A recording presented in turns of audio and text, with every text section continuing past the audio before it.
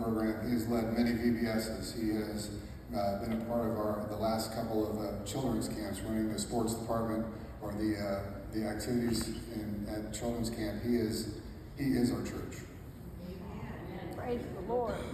This invitation for him to be a youth pastor is your celebration, because as you invest in our church, your church invests in students. And we get to see the harvest of this student. I'm not saying that this is his final destination, him going to Orange. I don't think that is where he's going to live the rest of his life. But this is a step on his path that God has set in front of him. And he is a rare opportunity for us to see the investment, the harvest of everyone's work. Not my work, not your work, the work of God and the work of family and the work of village. Alejandro. We have something to present him, and then he is going to read some scripture for us. All right, Alejandro. I am currently serving as our church's NDI superintendent, and that is the person who promotes Christian education. And I am confident. I was here when we dedicated you to the Lord, I believe, you and all your siblings, and we made a commitment as a church then.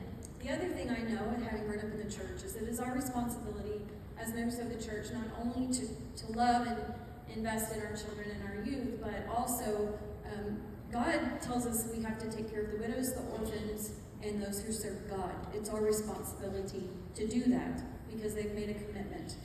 So as a church today, we want to do two things. We are sending Alejandro off.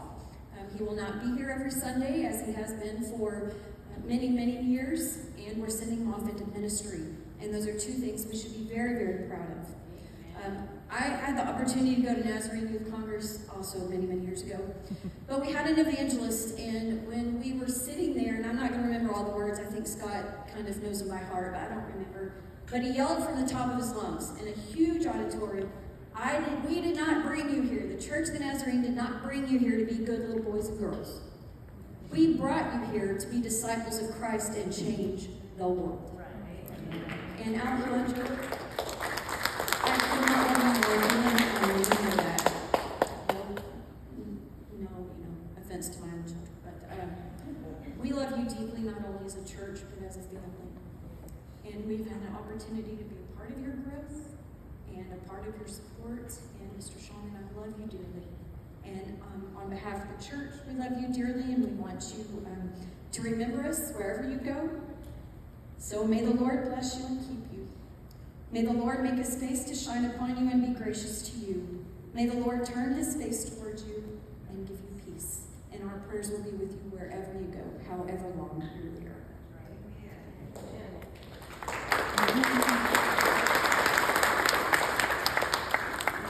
And this one is from the youth department. If you do not know, Orange First Church of the Nazarene has a beautiful property, and it has its own disc golf course on it. So Alejandro will be doing a lot of ministry, as Sean has done, through disc golf, because that's what youth like to do. And when you're a youth pastor, you do what youth like to do. So this is your starter set for your guests. We know you have a full set. And if you want to leave that orange when you move on to the next greatest thing, then great. But just know that we love you truly dearly and could not be more proud of you as a church.